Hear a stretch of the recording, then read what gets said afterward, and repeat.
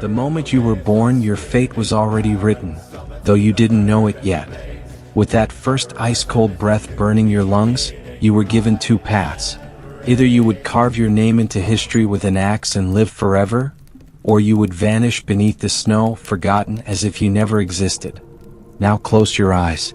Take a deep breath. Feel the cold. You are no longer here. It's the 9th century.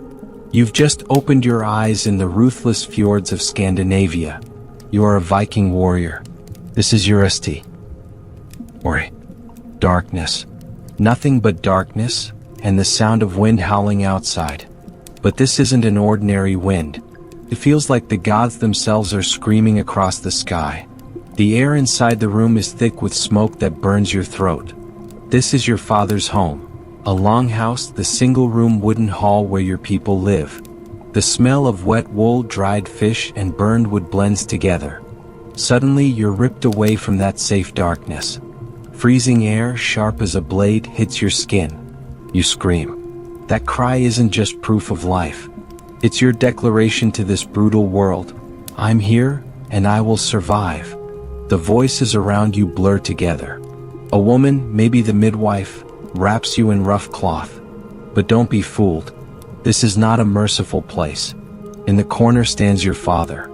His face is hard, unreadable. This is the first and greatest test of your life. In these lands, weak newborns don't get second chances. They're left in the forest, for the cold, for the wolves. Your father steps closer. His massive shadow falls over you. Your tiny heart beats wildly in your chest. He lifts you, studies you, your lungs, your strength, your grip. Time freezes.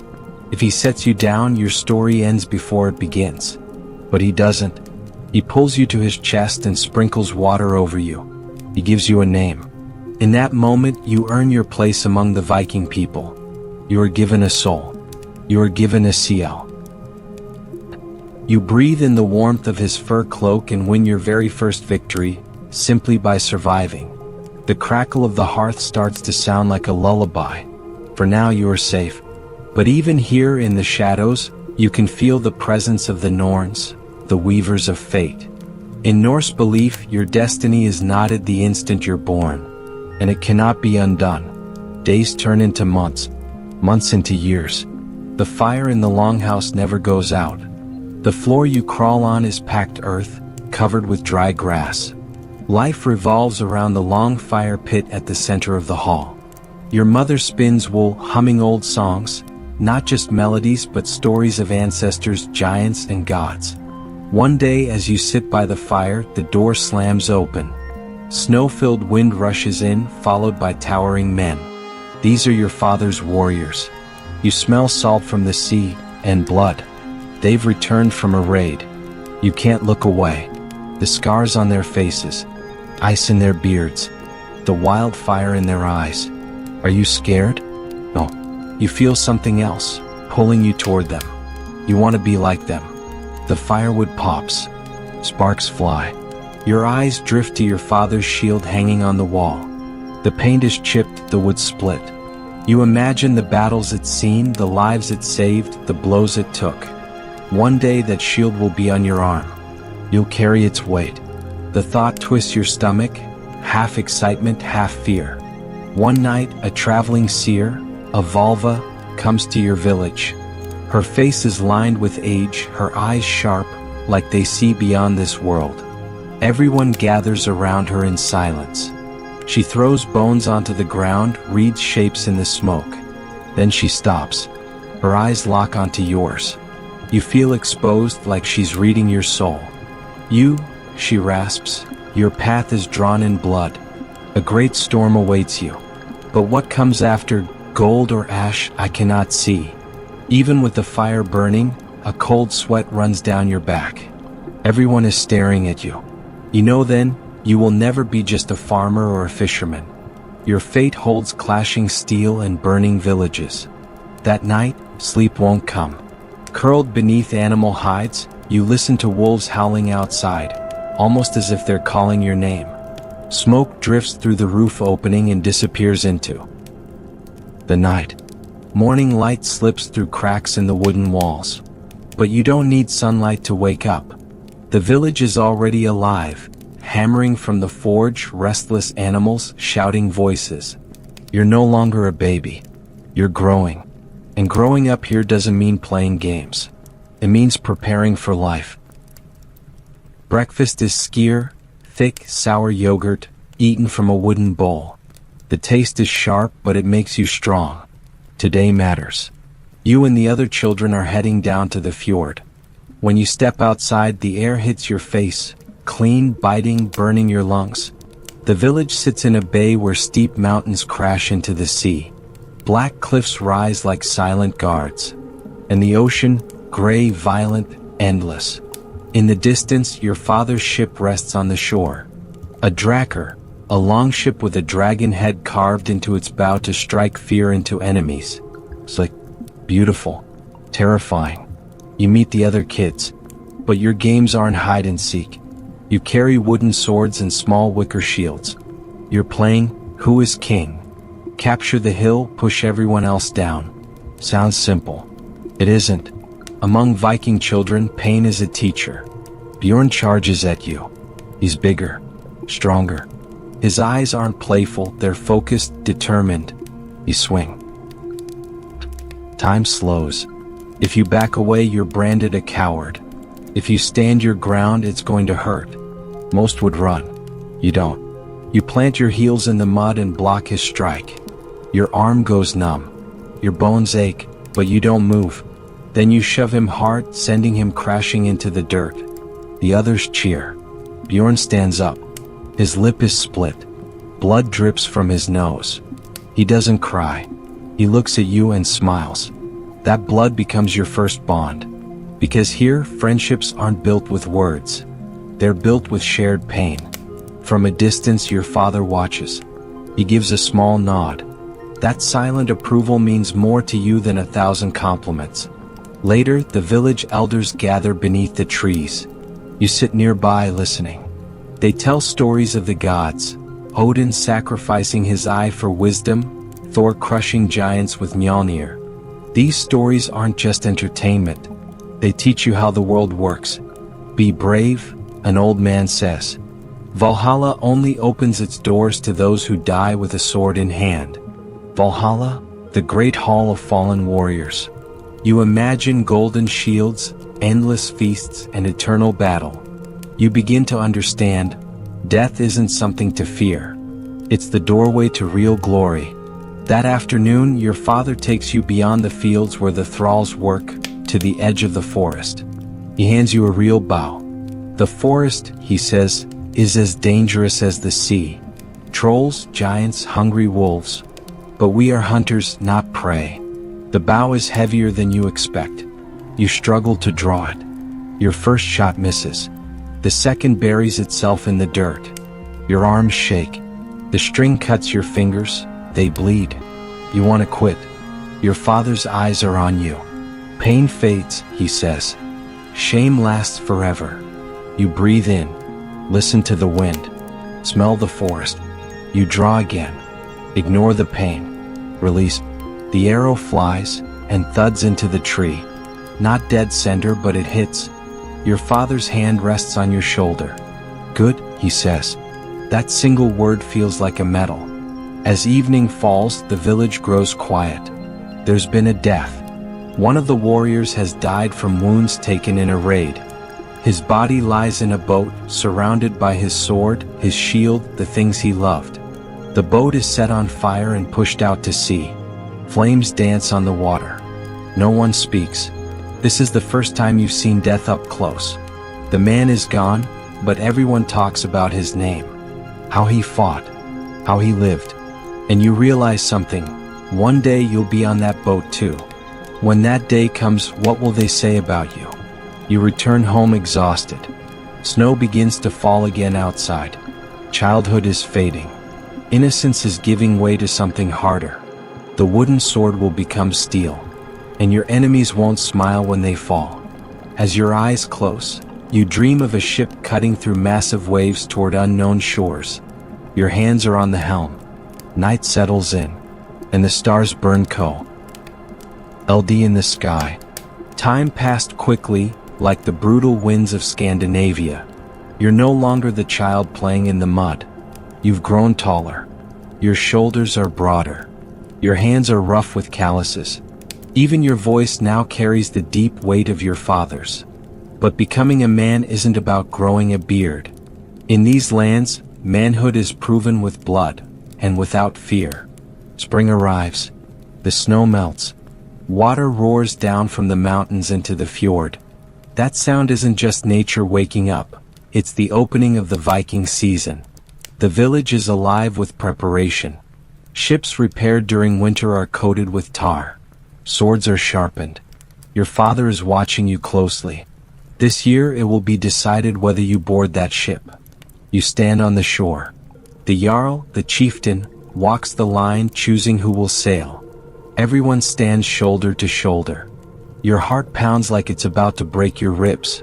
If you're not chosen, you'll stay behind another year tending animals. For someone your age, that shame is worse than death. The Jarl stops in front of you. His eyes scan your stance, the way you hold your father's old shield. He hesitates just for a moment, then gives a slight no. On the ship, he says. Those two words sound like the finest poem ever written. You're not a child anymore. You're crew. You're a raider. The journey begins. As the wooden hull of the Drakkar cuts through the waves, the sound rattles your bones. You're in open sea now, nothing like the land you know. The horizon disappears.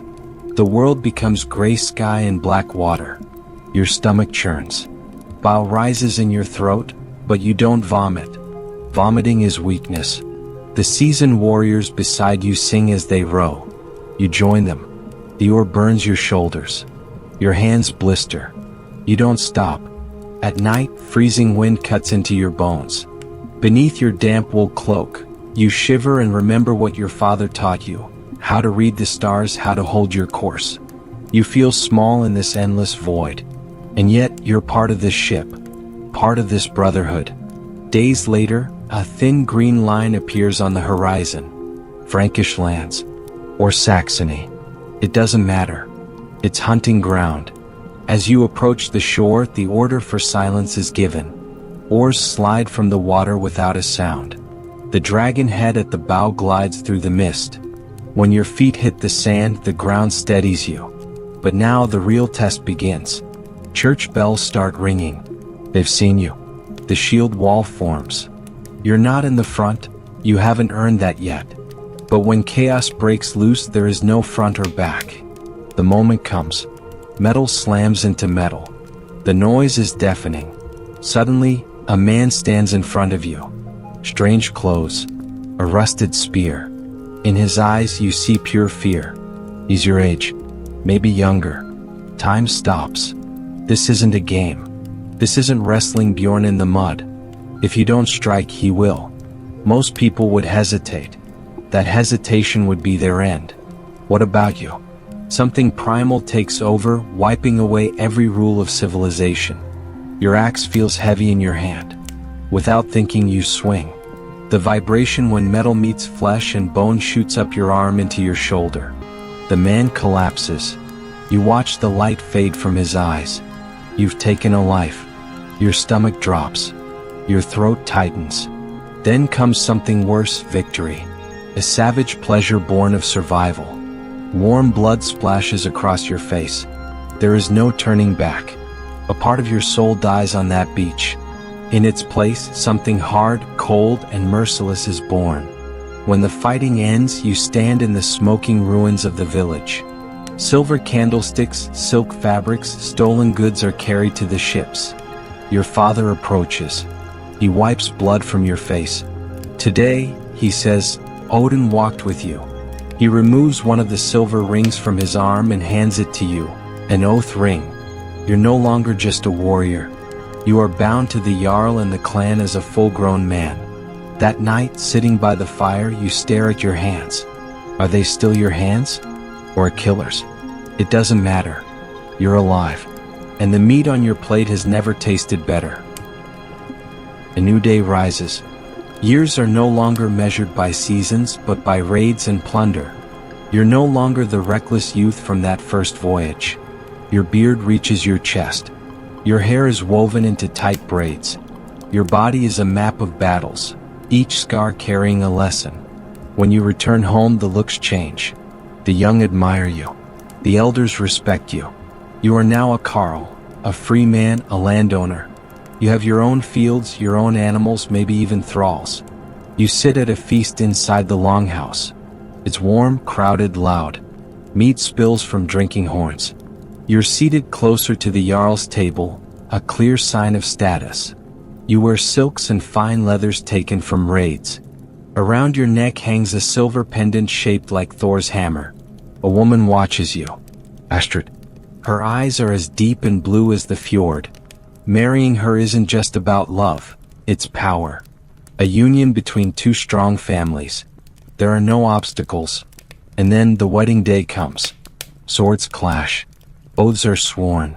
You no longer live only for yourself.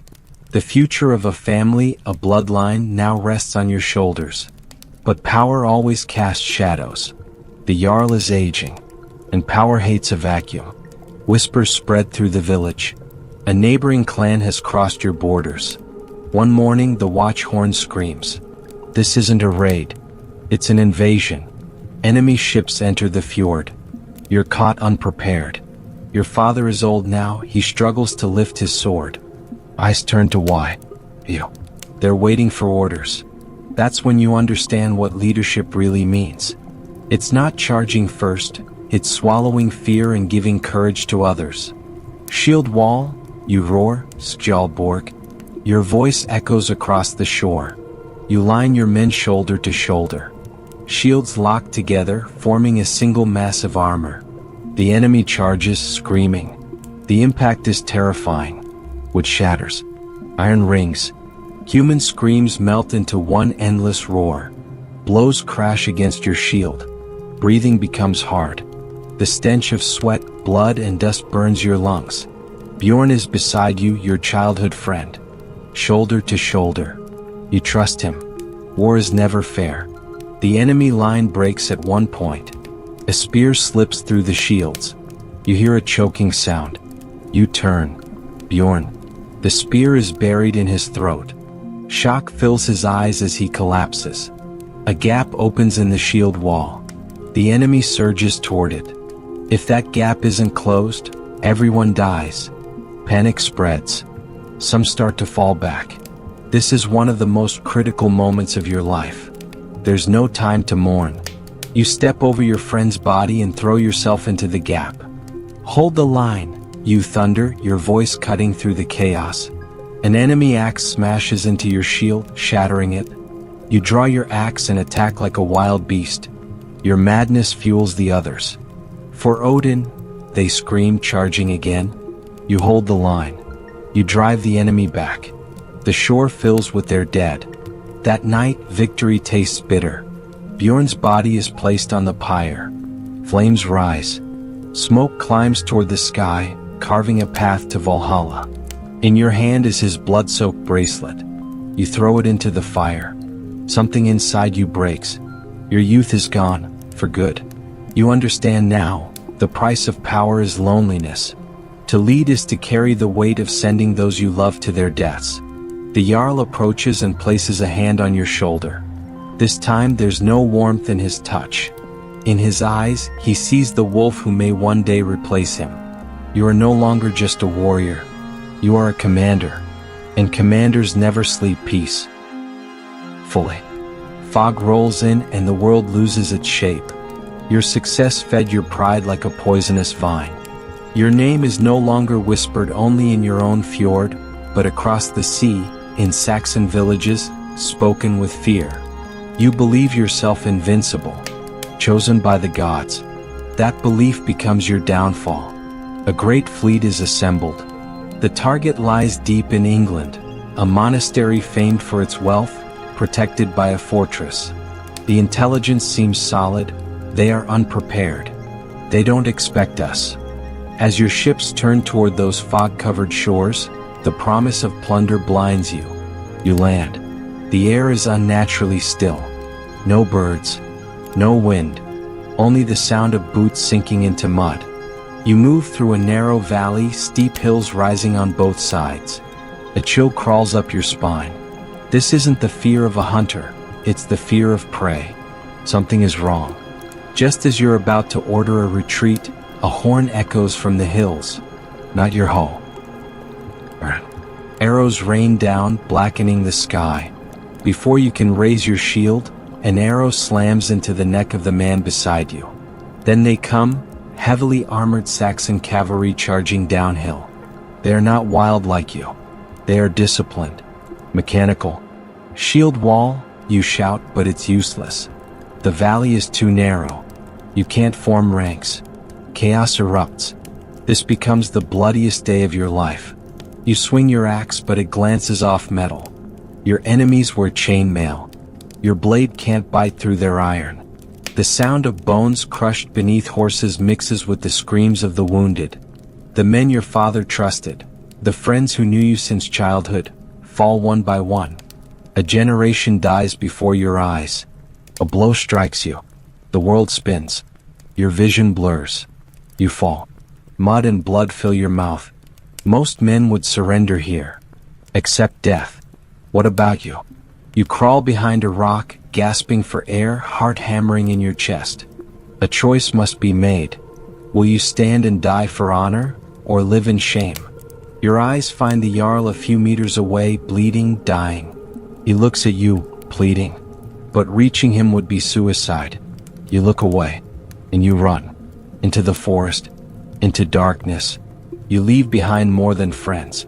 You leave your honor, your past, your pride. That day in that valley, the hero inside you dies. For days you hide in the woods. Your wounds fester. Fever takes you. Hunger gnaws at your insides. Rain never stops. Your soaked wool clothes weigh you down like chains. You eat roots, insects, anything to survive. You are no longer a Carl. No longer a Jarl's heir. You are nothing. A fugitive. A coward. The gods have abandoned you. Odin does not see you. Thor does not hear you. One night, in pitch-black darkness where you dare not light a fire, you take shelter in a cave. You are not alone. A wounded, aging wolf growls in the corner, cast out from its pack, waiting to die. You lock eyes. You see yourself in that animal. Your hand goes to your knife. The wolf lunges. A short, savage struggle. You stab it. Warm blood coats your hands. You eat the wolf's flesh raw. This is more than hunger. This is survival at its lowest point. That night, burning with fever on the cold stone floor, you dream. A one-eyed man watches you and smiles. Strength is not in muscle, he says. Strength is in what you are willing to sacrifice. When you wake, the fever has broken. Your body is weak, but your mind is clear. You step out of the cave. The sun rises, but it does not illuminate the old you. That loud, arrogant warrior died in that cave. The man who walks out is dangerous, quiet, calculating. You are alive. And as long as you live, revenge remains possible. The smoke of the battlefield has long since faded, leaving Onl. Why silence?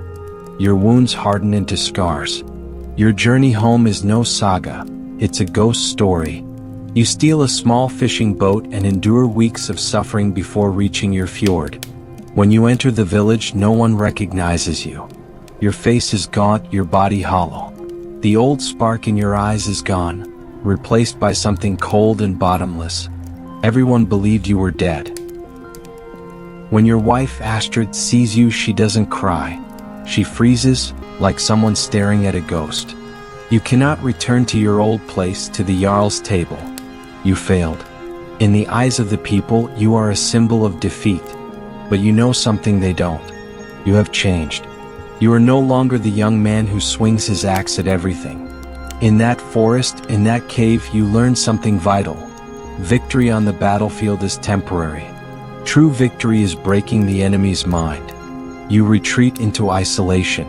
High above the village, at the foot of the mountains, you settle into a small hut. People think you've lost your mind. You haven't. You are planning. You study runes. Old stories, strategies, the movement of the stars. You spend hours with the blacksmith, not crafting a sharper axe but designing one lighter, faster, deadlier. You argue with shipbuilders, drawing new ships in the dirt, faster vessels that can sail shallow rivers never touched before. Wisdom is a drink distilled from pain, and you have drained it to the last drop. The village begins to suffer. The new Jarl, the man who replaced you, is weak and greedy. Harvests fail. Trade routes collapse. Discontent spreads. One evening, the village council, the thing, gathers. Voices rise. Accusations fly. Then you enter quietly from the BAC. You wear no ornate armor, just a simple fur cloak. In your hand, that strange new axe. You say nothing, but your presence chills the room. You step forward. The Jarl laughs. Does the dead man wish to speak? You don't answer.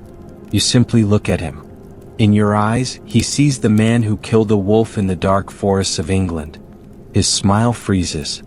Power, you say, your voice low, calm, unmistakably clear, is not in shouting. It is in knowing. Then you lay out a plan. Not a raid, but a future. How to reroute trade. How to pit neighboring kingdoms against each other. How new ships can reach rivers no one has ever sailed. Your words cut sharper than blades. The room is silent. They listen, not to promises of loot, but to vision, to survival. Another decision is made. The Jarl senses his authority slipping and reaches for his axe. This is the moment you've been waiting for. Once you would have charged in rage. Now you are calm. As he strikes, you step aside. Use his strength against him. A simple move. He falls. Your axe rests at his throat. You could kill him. Everyone expects it. You pull the axe back. Enough blood has been spilled, you say. We need living men, not corpses. That single act elevates you beyond a leader. You are king. Crownless but unquestioned. No one kneels. They look at you with respect, fear, and awe intertwined. The Jarl is exiled. You return to your father's longhouse. But the one who sits by the hearth now is no dreaming child. You stare into the flames, and see not your past but the empire you will build. Astrid comes to you and places a hand on your shoulder. Your eyes, she says, they've changed. You meet her gaze. Yes, you reply. Because I no longer see the world as it is, but as it could be. Night deepens, and the northern lights flow across the sky like a green river. A new day rises, and for the first time the sun rises over an empire. You are no longer just a Jarl. You are a king.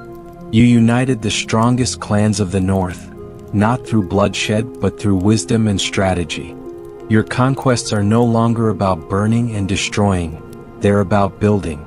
You are not just a raider anymore. You are a trader. Your longships no longer carry only warriors but furs, whale oil, iron, and ivory. You open new trade routes. In your lands, no one starves during winter. Everyone has a role. Everyone has a place. To your people, you are no longer just a warrior, you are a father. But you are aging. Winters feel colder now. That old, unshakable strength in your shoulders has turned into a constant fatigue. You appear on the battlefield less and less. Now you give the orders. You draw the plans. Your axe is still sharp, but you hold it less often. Your greatest weapons are no longer steel, but the maps on your table and the strategies in your mind. You prove something no Viking before you ever did. Intelligence is also a Viking weapon. One afternoon, you sit on a cliff overlooking the fjord, watching the sea awaken from winter. Your son sits beside you. He looks like you did at that age, but he is not you. He is less angry, better educated. You teach him a lesson. An axe, you say, can defeat one enemy, but peace can enslave them all. You take him to a small room you call your library, written runes you brought back from Ireland. Knowledge. These words are more valuable than any sword. The wisdom you earned through suffering, he will inherit with ease. That is your greatest victory. But the past never truly sleeps. The nephew of the old Jarl you exiled returns with an army and starts a rebellion. This will be your final great challenge. He is like you once were, ambitious, reckless, strong. You are old, tired, but experienced. You decide not to defeat him on the battlefield, but with cunning. You lure the enemy into a narrow path leading to a prepared swamp. You do not rely on weapons but on terrain. You watch the battle from above. Your army is disciplined, trained, loyal. Your son personally confronts the rebel leader. The fight is brutal, but the enemy's strength dissolves in the mud. Your son wins and takes him captive. After the victory, the rebels kneel. Your son asks what should be done. Execution would be the Viking way. You remove the oath ring your father once gave you. Heavy. Cold. Revenge, you say, only creates more revenge. You tell your son to give them a choice. They will either row for you or swear loyalty to you. That decision makes you unforgettable. You become the first Viking to break the cycle of vengeance. The rebels lay down their axes and swear allegiance. In that moment, you understand the truth. Real power is not in killing, but in forgiveness and transformation. That day you did not end a Jarl's rule. You sealed the beginning of a kingdom. Night falls and silence carries the weight of his. Smoke rises, but this is not the smoke of fire. It is the smoke of farewell. That winter feels different. The snow falls quieter. The fjord sounds muted. A life of more than 60 years is carved into every wrinkle on your face. You lie in your bed, surrounded by family. Your son, your wife, Astrid, your grandchildren. The room smells of smoked wood, dried herbs, and warm breath filled with love. You feel no pain now, only calm. Your mind is still sharp. You remember the first scream, the first axe, the first blood, surviving that dark forest. The transformation. You close your eyes. You don't see a white light. You feel the call of Valhalla, the hall of the Viking gods. The air grows heavy with your final breath. Your son holds your hand. Old and trembling, yet still carrying the memory of immense strength. You whisper your last words to him. Always carve your own path. A rasp, then silence. Your soul rises from your body, carried by the Valkyries on their horses.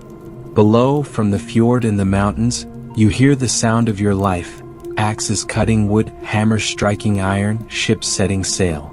The sound of the world you built. In death, you feel yourself reach Odin's great hall Valhalla. Your fallen brothers in arms wait for you, axes in hand. The doors open and you step into a feast filled with laughter. The world you leave behind has changed. Your people are no longer just warriors. They are traders, diplomats, explorers. Your son carries your legacy even further. Raids are no longer only for loot, but for new lands, new knowledge, and new alliances. Your clan becomes the strongest, wisest, and most feared power of the North. Future generations remember you not just as a warrior, but as a visionary who built a kingdom. Your name is carved into rune stones, woven into legends. Centuries later, the sound of waves hitting the shore still whispers your story. You were the man who refused to accept fate, and rewrote it.